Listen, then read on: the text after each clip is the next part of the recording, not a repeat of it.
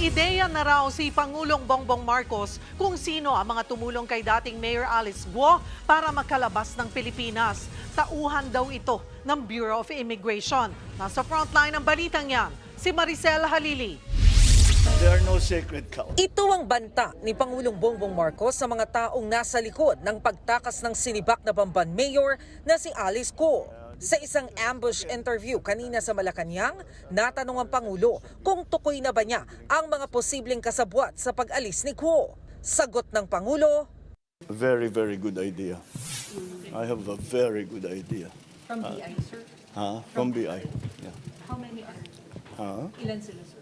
Well, that's not that's what the last part of this is.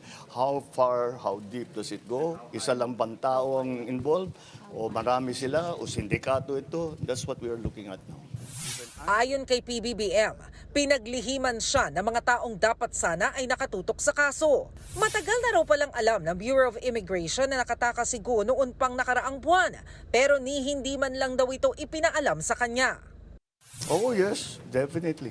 So, DOJ, I was just with the Secretary earlier today, is almost finished with a very thorough investigation. And we will identify all of those who have, all of those who are involved in this, and we will act very quickly.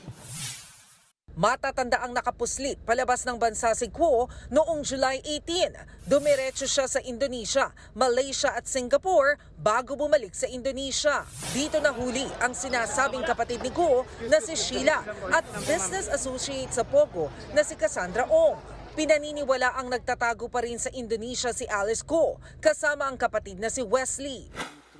Kasabay naman ang mga pahayag ng Pangulo, humarap naman sa pagdinig ng Senado kanina si Attorney Elmer Galicia. Siya ang abogadong nagnotaryo ng counter affidavit ni Alice Guo.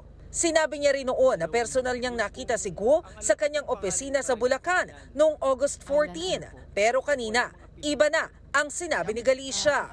Attorney Galicia, nakita niyo po, sinasabi niyo, nakita niyo po itong Alice Guo na ito na personal na pumunta sa inyong opisina. Sa ngayon po, hindi ko na po masabi kung talagang siya yung nakita ko. Pero hawig po. Siguro error nga on my part, pero para po akong nagulat eh. Nagulat po talaga ako na makakaharap ko itong taong ito. Hindi naman po ako yung tipo ng tao na para puntahan po ng ganong klaseng mataas na tao. Ayon sa Department of Justice, dapat manumpa sa harap mismo ng abogado ang nagpapanotaryo.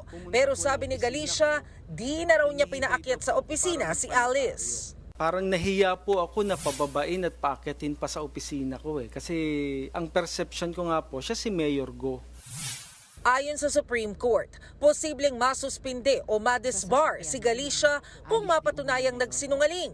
Hindi na raw nila kailangang maghintay ng complaint kung mapatunayan na may paglabag sa proseso ng pagpapanotaryo. Pwede na raw maging motu proprio o pagkukusa na nila ang pag-aksyon dito. Pero that depends on what the court finds him guilty of. There's always suspension, fine, revocation of his notarial license, even disbarment. So let's see. Nagbabalita mula sa Frontline, Maricel Halili, News 5.